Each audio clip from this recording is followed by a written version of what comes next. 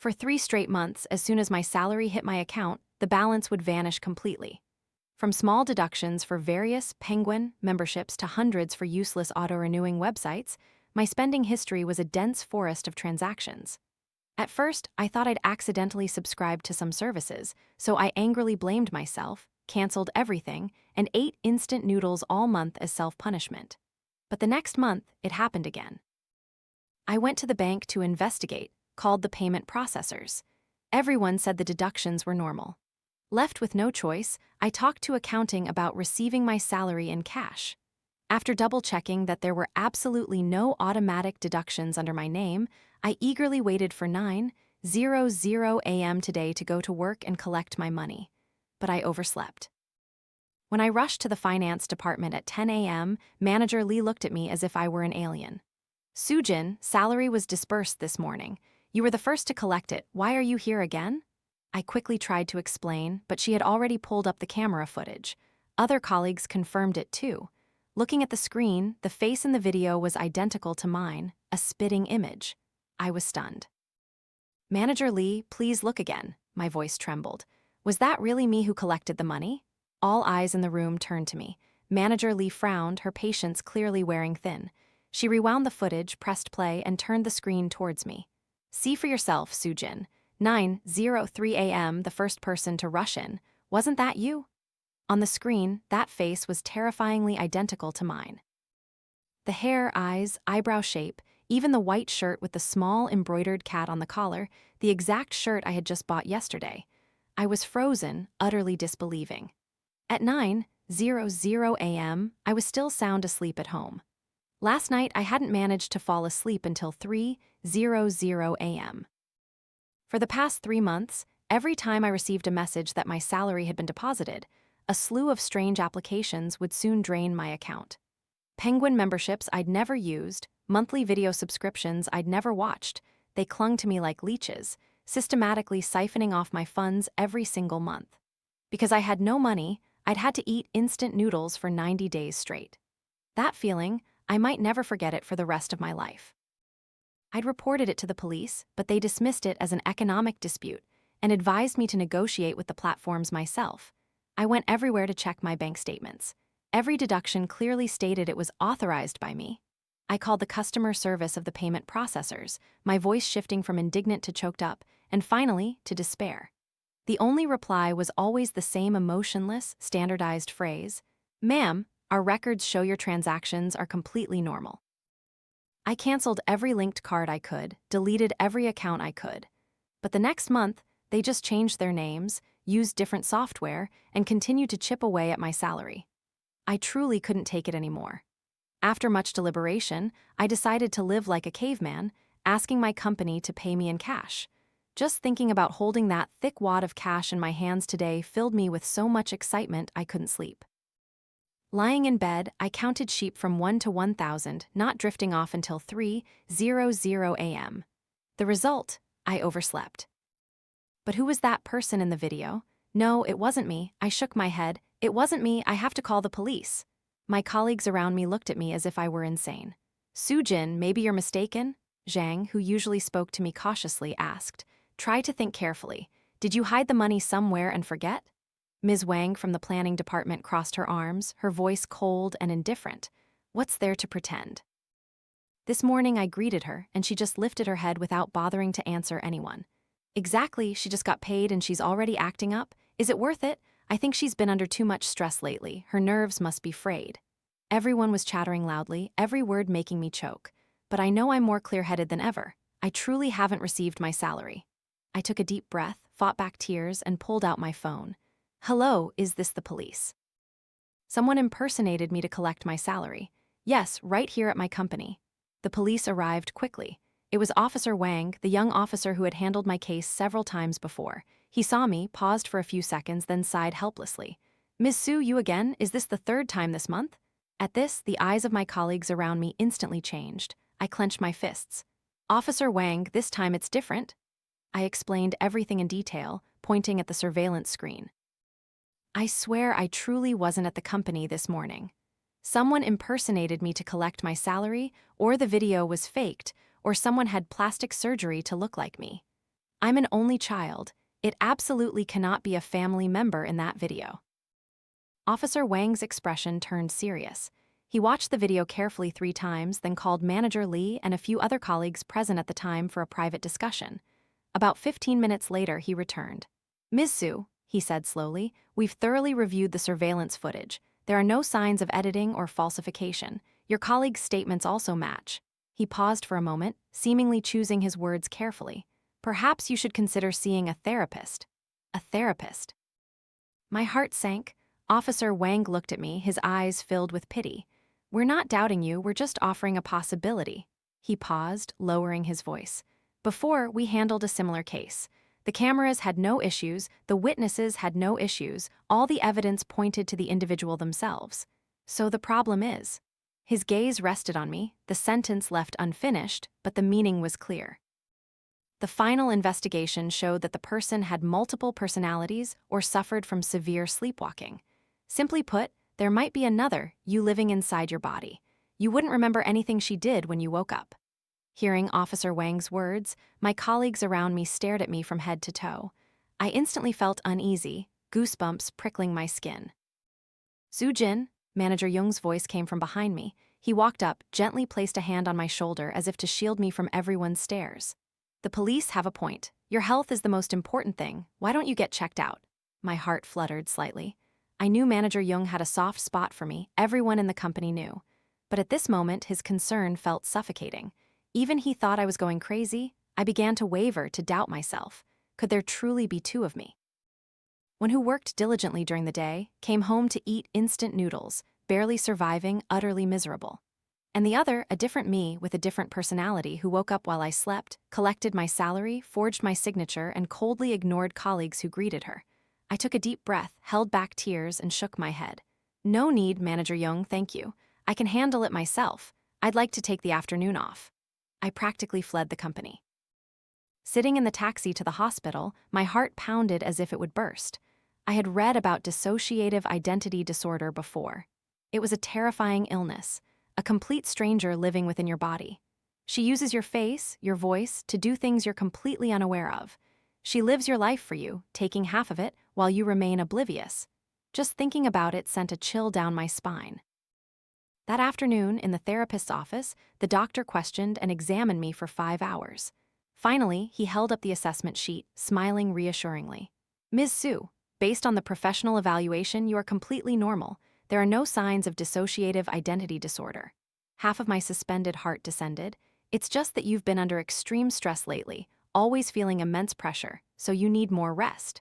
But the other half of me plummeted as if falling into an abyss. I didn't have did, so what was happening? Back in my rented room, I finally collapsed. I buried my face in my pillow and sobbed uncontrollably. For 3 months, I'd eaten instant noodles for 90 days straight, until my mouth felt so bland it could grow mold. Where had my salary gone, after all? Who was the person with a face identical to mine, collecting the fruits of my labor? I cried until my eyes were swollen red, my throat choked, unable to utter a sound.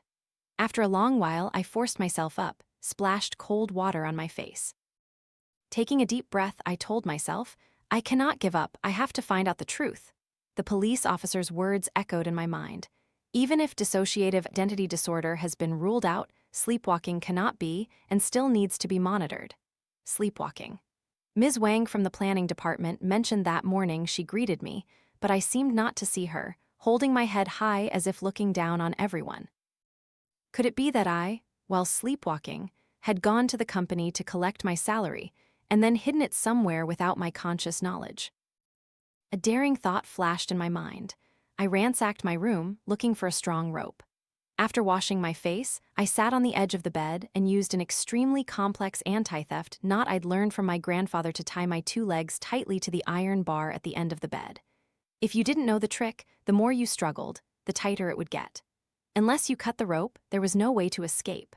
I took out my phone and clearly photographed the knot as evidence. With everything done, I lay down and turned off the light.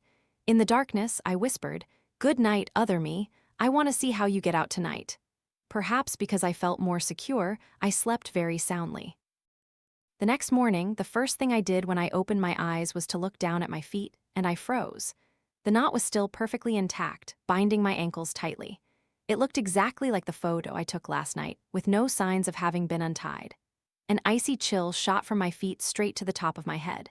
If I wasn't sleepwalking, did that mean another me truly existed? Someone with a face identical to mine, impersonating me to live my life. This thought was even more terrifying than dissociative identity disorder. I suddenly recalled all the times my salary had mysteriously vanished. The banks and software companies all said the deduction process was completely normal. Could that also have been her doing? Sweat drenched my back. To confirm this insane hypothesis, I decided to go to extreme lengths. For the entire next month, I not only continued to tie myself up every night, but also attached a miniature camera to a power outlet right by my bed. The camera pointed directly at me, recording 24/7. Every day, I reviewed the footage, and it only showed me lying still, asleep all night. There was nothing unusual. She had vanished as if she had never existed. Finally, I waited for the next payday. Tomorrow was the moment that would decide my fate. This time, I absolutely could not oversleep again. I bought several cans of the strongest black coffee, determined to stay wide awake until morning. I had to physically hold my salary in my own hands. At 3:00 a.m., my eyelids felt heavy as lead. The moment my head drooped, I lost consciousness. When I opened my eyes again, it was 10 a.m. I dashed straight to Manager Lee in the finance department. Manager Lee looked up, saw me, and let out a heavy sigh. Her eyes were filled with undisguised sympathy. "Sujin, your salary was collected this morning at 9:05 a.m. She spoke as if she'd prepared for this, even having the surveillance video already open on her desk. On the screen, I was wearing the same outfit as yesterday with an emotionless expression, signing for and collecting the envelope of money before leaving. The signature was identical to mine, every single stroke. I looked at the screen, then raised my head to meet her complicated gaze. "Manager Lee, look at this." I pulled out my phone and played a video. It was a scene from my bedroom. The top right corner of the screen clearly displayed the time, 9:05 a.m. In the video, I was tied up with rope, sound asleep, completely oblivious. Manager Lee's mouth dropped open as she looked from me to the screen, her face instantly draining of color. How can this be?" I turned off my phone, my gaze icy. A crazy thought, yet the closest to the truth, suddenly exploded in my mind. I trembled as I dialed my mother. The call connected. My mother's voice, familiar but with a hint of sleepiness, came through the receiver. "Sujin, why are you calling at this hour? Is something wrong?" I clutched the phone tightly, my knuckles white. "Mom, I want to ask you something. You have to tell me the truth." There was a brief silence on the other end, then my mother's voice became cautious. What could be so serious? I took a deep breath, looked at the identical face in the video, and slowly, word by word, said, "Do I have a twin sister? An older sister or a younger sister, either one?" A deathly silence fell on the other end of the line. About a minute later, my mother's voice, trembling and sharp, finally rang out. "Sujin, what nonsense are you talking about? Are you under too much work stress? You're an only child. I carried you for 10 months. Do you think I wouldn't know if I had more than one child?" My mother's reaction was unusually vehement. My heart sank completely. "What about Dad?" I changed the subject, my voice continuing cold. "Where is Dad?" This question choked my mother, leaving her speechless. "Your dad, why are you bringing him up out of nowhere?" Her voice caught, trembling as she repeated the old story I had heard for over 20 years. "When you were just born, he was in a car accident and passed away. It took me so many years to get over it." "Please don't ask any more, okay?" Heartbreaking sobs came through the phone, but my heart felt numb. "I'm sorry, Mom," I whispered, then hung up. Manager Lee looked at me worriedly. "Sujin, are you all right?" I shook my head, putting my phone in my pocket. "Manager Lee, please help me request leave. Say it's an urgent family matter." My mother was lying. I didn't know why, but deep down, I was certain of it. An hour later, I was on a train back to my hometown. For 8 hours, I stayed awake. In my mind, the two video clips played repeatedly. One, me in the finance department, emotionless, signing for and collecting money. The other, me, tied up with rope, sound asleep and oblivious. Two identical faces in two different places, doing two completely contradictory things. I rubbed my forehead, feeling my head heavy as if it would explode. My mother was cooking breakfast in the kitchen. Hearing the door open, she came out with a plate of fried eggs. Seeing me, she froze, her face a mix of panic and fluster. "Sujin, why are you back? You didn't even tell me." The plate in her hand trembled slightly. I propped my suitcase against the wall, scanning the living room. The company gave me time off, so I came home. Mom, do we have guests? My mother's eyes visibly wavered. No, there's no one, just me. I nodded, didn't ask further, and walked straight into the bedroom. Everything was exactly as I had left it, but I had a feeling there was another presence in the house, one that belonged neither to me nor to my mother. Something was wrong. I put my bag down and walked out. My mother had already set breakfast on the table, her voice soft. Come on, eat quickly, you must be hungry. I sat down, picked up my chopsticks, but felt no hunger at all. The entire meal was steeped in silence and heavy tension. Just then, out of the corner of my eye, I caught a glimpse of the balcony curtain swaying slightly. Just a little, but there was no wind inside the house. My heart suddenly pounded. I put down my chopsticks and stood up. I'm going to wash my hands. My mother's face was tense. Huh, oh, okay. I didn't head towards the bathroom. Instead, I abruptly turned, swung my arm, and yanked open the balcony curtain. A figure stood there, wearing a black hoodie and faded jeans. She had her back to me, hanging a tank top to dry. Hearing the sound, she slowly turned around. Time seemed to stop. It was a face identical to mine, only hers was colder, wilder than mine. The corner of her lips curved into a thin, knife-sharp sneer. What are you staring at? Her voice was hoarse, lazy, laced with a touch of nonchalance. Never seen twins before. At that exact moment, the bowl in my mother's hand dropped to the floor, shattering into pieces. Her face was ashen, her lips trembling as she stammered, looking at both of us. My two children, please let me explain first. I didn't look at my mother. I just stared intensely at the me, standing on the balcony. My mother sank to the floor, finally breaking into uncontrollable sobs. That girl is your older sister, Suyu. Your father didn't die that year. He divorced me and took Suyu away. He never told Suyu she had a younger sister. Suyu came looking for me, and I didn't have the courage to tell you the truth. I'm sorry to her, and I'm sorry to both of you. So my father hadn't died in an accident. He had died at the gambling table and on his sickbed, so I wasn't an only child. I had a twin sister taken away by my father, growing up in life's quagmire. All the mysteries seemed to link together in that moment. I took a step towards Suyu. Was it you who took my salary? My voice was icy cold. Suyu raised an eyebrow, neither admitting nor denying. You hired a hacker, transferred money from my card to your account every month. You forged my signature and went to my company to collect cash. You even knew I'd oversleep, calculating the exact time to impersonate me and get my salary. I pressed her, question after question. I thought she would either gloat or at least confess, but she just looked at me and burst out laughing. Sujin, right? Do you think the whole world owes you something? Your measly salary isn't even worth my attention. She lightly brushed her shoulder, her tone full of disdain. Why would I bother going to your pathetic company to collect money? Do you think I have that much time on my hands? Her gaze was direct, she didn't seem to be lying. The contempt radiating from her bones couldn't be faked. My mind went blank. If it wasn't her, then the person in the camera, the one who collected my salary in my place, who was it? Could there be a third me?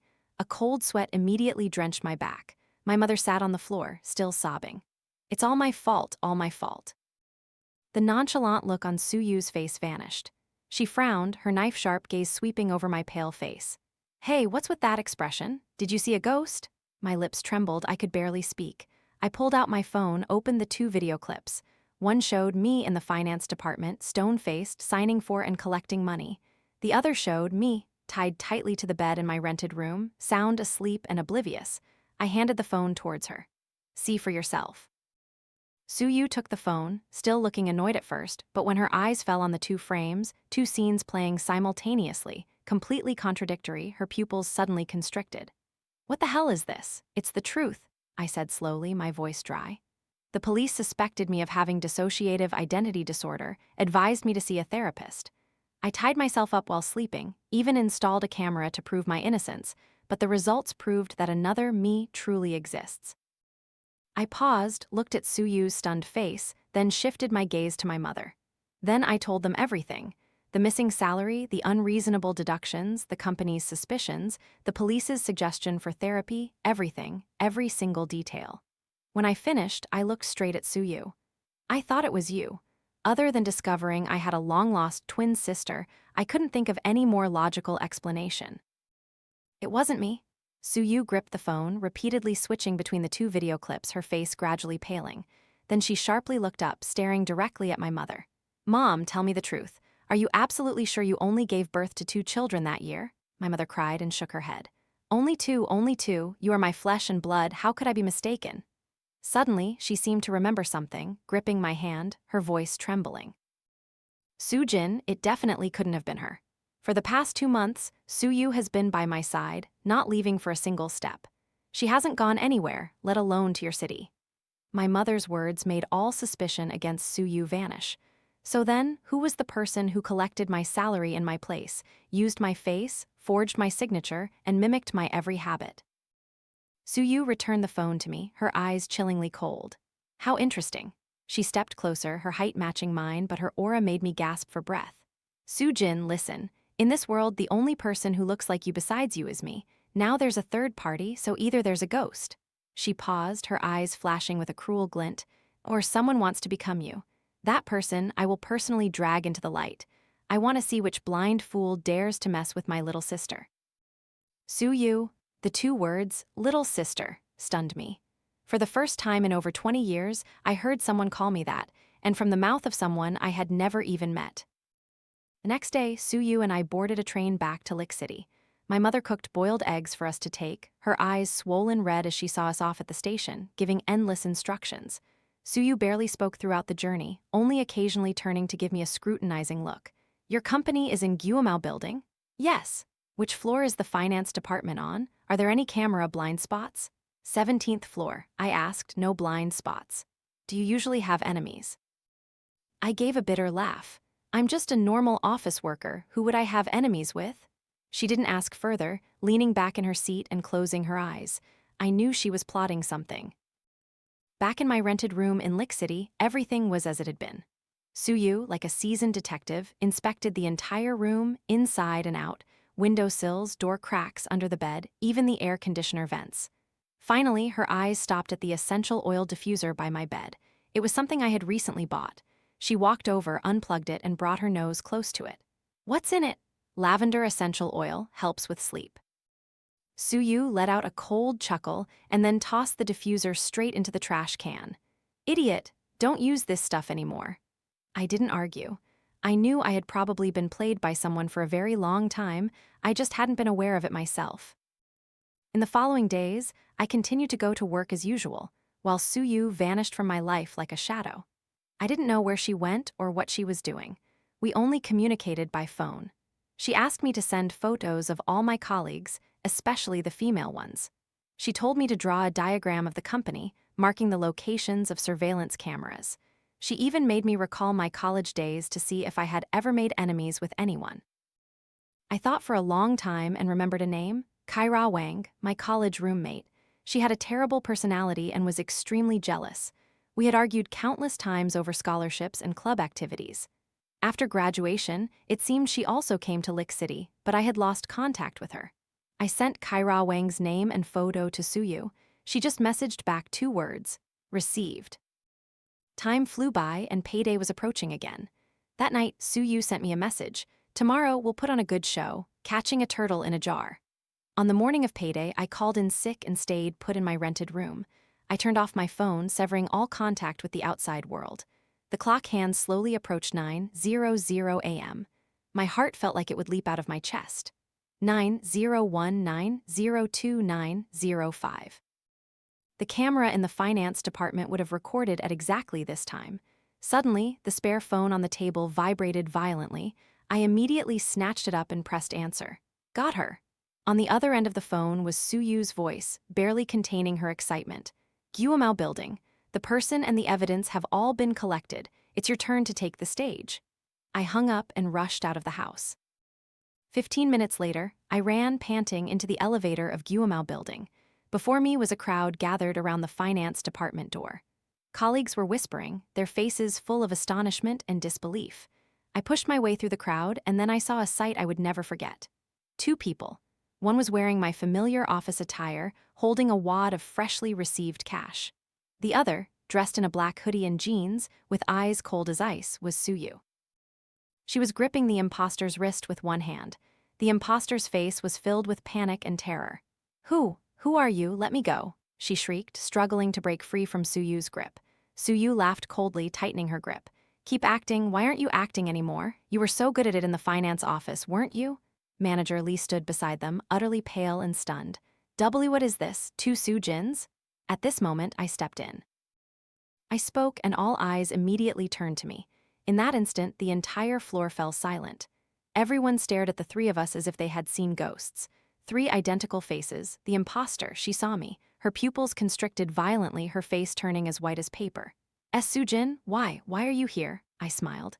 And why wouldn't I be? Kaira Wang, long time no see. As I uttered that name, her body instantly trembled.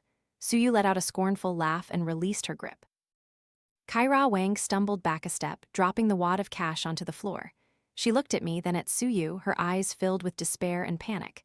No way, why are you here? I didn't let her say another word. Pulling out my phone, I immediately called the police. Hello, is this 107? I want to report a crime. The location is the 17th floor of Guomao building. We've caught an impostor collecting a salary. Yes, she had surgery to look like me. Right now, there are 3 people here, 3 identical faces. When the police arrived, the entire company erupted. The 3 of us with identical faces were taken to the station. That scene would surely become the most shocking legend of Guomao building for the next decade. In the interrogation room, Kaira Wang's psyche completely crumbled. She confessed everything. It turned out that ever since university, she had been incredibly jealous of me, envious of my grades, envious of how everyone liked me, envious of everything I seemed to achieve so easily. After graduation, that jealousy turned into hatred. She quietly moved to Lick City, rented an apartment directly opposite my boarding house, and like a sick stalker, observed my every move. She copied my way of dressing, my hairstyle, my walk. She even used all her savings for plastic surgery, using my photos to gradually transform herself into another Soo-jin. She believed that by doing so, she could replace me and live the life she craved. She hired a hacker to infiltrate my bank account, silently transferring all my money each month. She also added an overdose of sleep-inducing ingredients to the essential oil diffuser by my bed, causing me to fall into a deep, oblivious sleep every payday. Then, she would boldly walk into my company, using the exact replicated signature to collect cash in my stead. She did all of this, reveling in the sick pleasure of replacing someone else. She even thought I was so stressed I was about to be admitted to a psychiatric hospital. She almost succeeded, but there was one thing she never accounted for. This world still held another me, someone who truly shared my blood. In the end, Kaira Wang was arrested on charges of fraud, theft, and invasion of privacy. A severe legal punishment awaited her. With the truth revealed, my director and colleagues all came to apologize. Manager Lee from the finance department even held my hand, too moved to speak. The police officially dropped their suspicions of mental health issues against me and offered their apologies. My life, finally cleansed, returned to its rightful course. Suyu and I went back to our hometown for a visit. Mom hugged us tightly, crying like a child. Years of misunderstandings and secrets were finally resolved completely in that moment. I didn't know what to say to the father I had never met. Suyu, meanwhile, lit a cigarette, the smoke curling lazily upwards. Old man, I found my little sister. From now on, I'll be by her side, so rest easy. She turned her head, nudged my shoulder, the familiar nonchalant smirk still playing on her lips. Hey Soo-jin, if some blind fool dares to bully you again, remember to tell your unnai. I'll help you twist their head off. I looked at her and laughed. Sunlight dappled through the leaves, shining down on us. I knew I had lost a father addicted to gambling, but I had found the coolest older sister in the world. My bank card would no longer be mysteriously drained of money. Because I had given supplementary cards to Suyu and Mom. The card's password was our father's birthday. This time, even if money was deducted, I knew the reason clearly and was completely at peace with it. Life always has its shadows, but there is always a ray of light that cuts through the darkness to tell you that you are not alone.